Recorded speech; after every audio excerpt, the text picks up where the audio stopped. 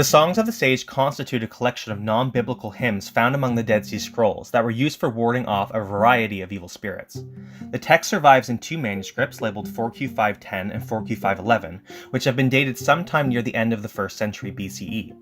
4Q511 is in a state of extreme fragmentation, made up of a total of 224 fragments. Despite this, large sections of these anti-demonic songs have been preserved, as well as the specific techniques used by the singer to protect themselves and their community from evil. These songs seem to have been produced by the sectarian community living at the settlement of Qumran in the Judean desert.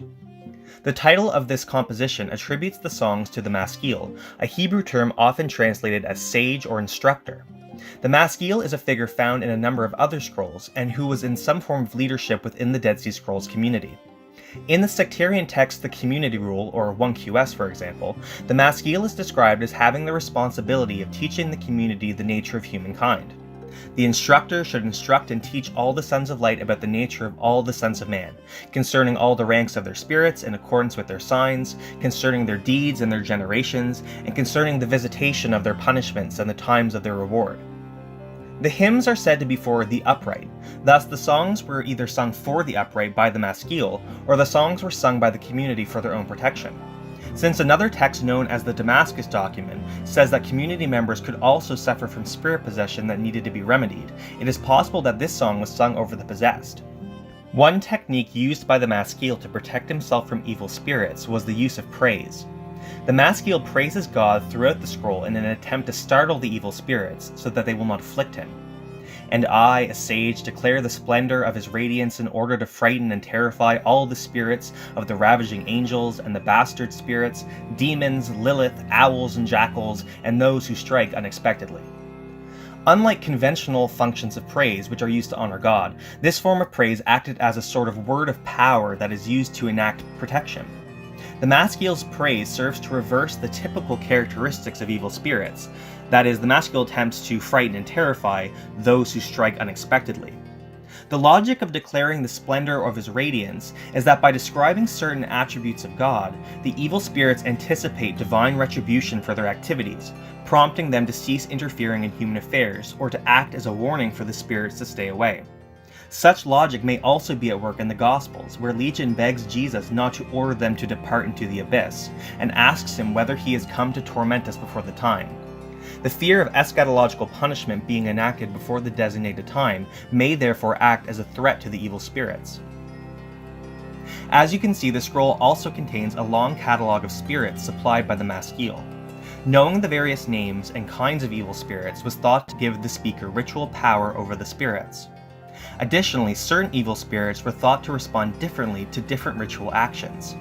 The Gospels, for example, record an incident in which Jesus' disciples were unable to cast out a mute and deaf demon. When they asked Jesus why they were unsuccessful, he tells them this kind cannot be driven out by anything but prayer.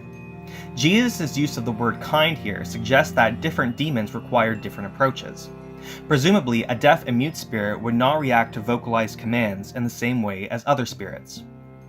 Some of the spirits mentioned in this list by the Maskil are found throughout the Hebrew Bible, while others are the product of later Jewish demonology. The bastard spirits, for example, are a reference to the popular Jewish belief that a group of rebellious spiritual beings called Watchers mated with human women who in turn gave birth to giants. In those days when the children of man had multiplied, it happened that there was born unto them handsome and beautiful daughters. And the angels, the children of heaven, saw them and desired them. And they said to one another, Come, let us choose wives for ourselves from among the daughters of man and beget children. And they began to go into them. And they taught them magical medicine, incantations, the cutting of roots, and taught them about plants.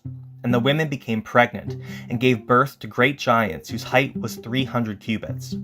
This passage is an elaborated retelling of a peculiar myth found in Genesis 6, 1-4. According to the Jewish book of 1st Enoch, God judged the Watchers by sealing them away in a subterranean prison. Likewise, God commanded the giants to be killed. However, their death is said to have resulted in the release of evil spirits from their bodies.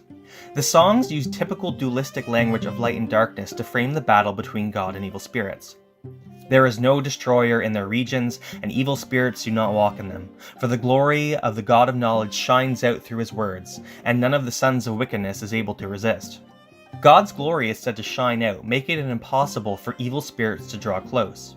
The idea of God's glory shining out is likely based on various descriptions from the Hebrew Bible. Deuteronomy 33:2, for example, describes God as having shone forth from Mount Paran with his angelic host. In this case, however, it is actually his words which are the catalyst for God's glory to shine.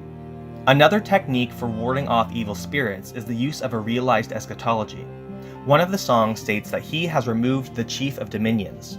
The chief of dominions appears to refer to the leader of a demonic host. Declaring God's preemptive eschatological victory over the chief of dominions may represent one of the ways in which the speaker attempts to startle the evil spirits. Throughout the songs of the sage, the singer praises God because of his predetermined actions to elect and impart knowledge to the singer.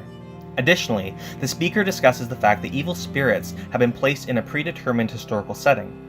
Part of the way in which the maskil frightens the evil spirits is by locating them within the rule of wickedness and the periods of humiliation, among other temporal classifications. The maskil informs the spirits that they are not undergoing eternal eschatological punishment at this time, but rather that this is for the era of humiliation of sin. In other words, the act of being able to frighten the spirits is given to the maskil because of the way that God has preordained history to unfold.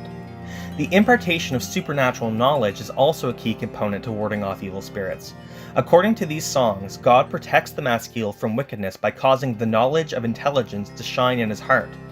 Likewise, the text states that the singer will praise God, "On account of your glory you have placed knowledge in my foundation of dust." Another aspect of the scroll is how obedience to God's commands are understood as part of the requirement for the hymns to be effective. The maskil says that his psalms are for the upright and all those of perfect behavior. The righteous are labeled elsewhere as those who keep the way of God and his holy path, and they are expected to walk in the law of God and serve him. Obedience is a common characteristic found in other anti-demonic texts from Qumran. The catalog of spirits offered are spirits that strike unexpectedly, and thus the songs are most likely being sung as a preventative measure against future attack. The Songs of the Sage represent one of several anti-demonic scrolls from Qumran that help shed light on Second Temple Jewish rituals, especially those of Jesus and the Apostles in the New Testament. As we continue this series, I will highlight some of the ways in which studying these texts can help us understand the New Testament accounts of exorcism and apotropaism.